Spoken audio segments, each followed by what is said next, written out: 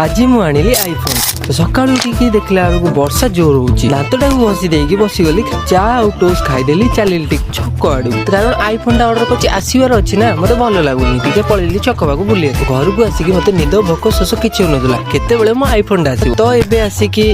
आम पार्सल टा पहुंची गला मु आसिकी ताको ओपन करदेली ओपन करके देखला बेलू मु पूरा अक्का बाका हो गली ओ तार खिलु बाप रे बढ़िया आईफोन टा देखी देखी अधा दिन पळेला तो गाधे पड़िली बसीगली कषा खाइबो नाटा सिना कषा हेले सब जाक सिझा तो खाई देकी टिके रेस्ट नेकी चली आईफोन टा को पोस्टमार्टम करियो माने ता बैक कवर ग्लास चार्जर सब आनिबा को काना सेगुरा देई नताय ताको आनिबा को पड़े तो पहुंच जाएंगी सब रेडी कर मु एबे चलीली घर आसिला बेलू बाटरे मु देखिली मक्का सिझा टे बिक्री होत धरी कि नै मक्का सिझा खाइबार मजा किछि अलग आसिकी घरे पहुंची के मक्का सिझा को भाऊ भाऊ करके बाड़ी देकी रात्रि तो आ किछि खिया हबनी किछि हेकी रही लाभ कोन भोक करिवो मु चलीली सोया तो रहिली संग माने पुणी देखाबो आ गोटे मिनी ब्लॉग।